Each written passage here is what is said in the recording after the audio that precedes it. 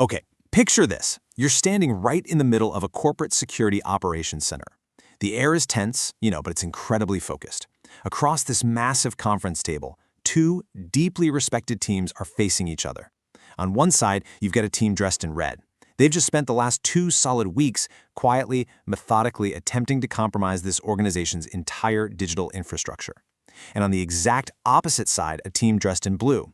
They've spent those exact same 2 weeks defending, detecting, and responding to literally every single move that red team made.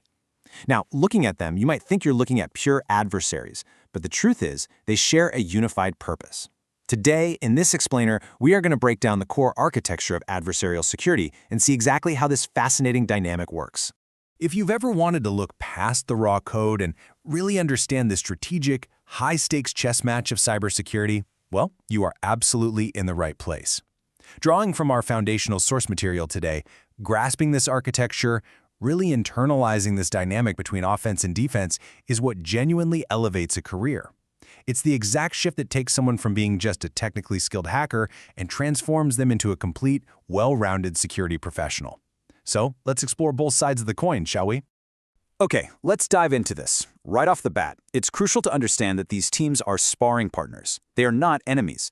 The red team attacks for a very specific reason, to reveal weaknesses before the real criminals actually do.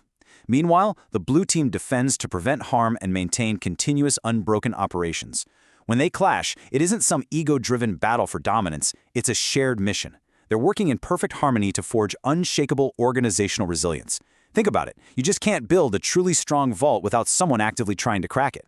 So let's officially define who's actually doing the cracking. A red team is a highly specialized group of security professionals. Their daily job is to meticulously simulate real-world attackers who are trying to compromise an organization's systems, its people, and its processes. Fun fact, this term actually originates from military wargaming, where the Red Force simulates the enemy combatants.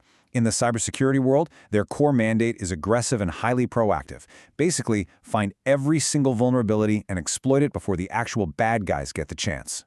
Now, looking at this visually, you can see that in practice, the red team's ultimate goal isn't just handing over some massive spreadsheet of technical flaws. Not at all. It's to demonstrate the true business impact of those weaknesses in the most realistic way possible. And to pull that off, their arsenal includes, well, any means necessary. They definitely don't just stop at a digital firewall. They're going to use social engineering to trick your employees. They might use physical intrusion to just walk right into your secure server room. And they'll use advanced persistence techniques to stay hidden for months. They are adopting the exact tools, techniques, and mindset of a real threat actor. We've got to clear up a massive industry misconception right now before we go any farther. A lot of people out there use the terms penetration testing and red teaming totally interchangeably. They are absolutely not the same thing. Penetration testing is narrow. It has a very specific scope, a strictly defined start and end date, and its goal is really just to find and list out vulnerabilities. Red teaming, on the other hand, is broad. It's an extended, multi-week campaign. They aren't trying to find every single vulnerability. They are specifically trying to achieve a high-value goal using literally any open door they can find. And this brilliantly illustrates the core difference. Think of penetration testing like taking a bright spotlight and shining it directly on a single vault door just to check if that one lock is secure. Red teaming, though, that is an entire radar sweep of the whole facility. The red team's objective is to execute a full-blown attack campaign, to do something specific, like exfiltrate a massive database of customer data or compromise a top-level domain admin account. It's all about achieving the objective, not just running a diagnostic check. All right, so if the red team is trying to kick the doors down, who's stopping them? Let's shift our focus over to the defenders. We define the blue team as the defensive security professionals who are fully responsible for protecting the organization's systems, detecting attacks while they are in progress, responding to active incidents, and constantly improving the overall security posture. They carry a profoundly heavy responsibility. Their primary weapons aren't exploits or malware. Their weapons are visibility and context. They've got to keep the entire business running completely smoothly while actively under siege. This defensive core is incredibly complex. The blue team isn't just one stressed-out person staring at a firewall log. It's a massive, round-the-clock machine. You've got your SOC analysts constantly monitoring network traffic and every bit of user behavior. You have threat hunters proactively sweeping the environment for hidden attackers that somehow bypass the initial alerts.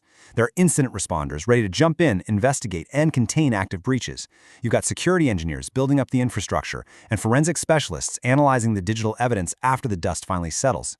It is a massive, highly coordinated effort. Which brings us to the psychological split between these two teams. Honestly, it all boils down to two very different lenses on the exact same world. The creative offensive attacker looks at a system and immediately asks, okay, how would I break this? The methodical defensive protector looks at that exact same piece of technology and asks, how would I detect this? Every single piece of tech out there is viewed as either a potential exploit or a potential tripwire. Now, what's really interesting about this slide is how this cognitive split demands two starkly different temperaments. The red teamer has to be exceptionally creative, patient, and intensely persistent.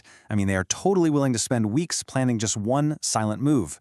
The blue teamer, on the flip side, has to be highly analytical and incredibly methodical. But most importantly, they've got to remain completely calm under the extreme intense pressure of a 3 a.m. active breach when literally all the alarm bells are ringing and the entire business is on the line. This cognitive split basically exists because of a massive underlying tension in the industry. We call it the asymmetry of adversarial security.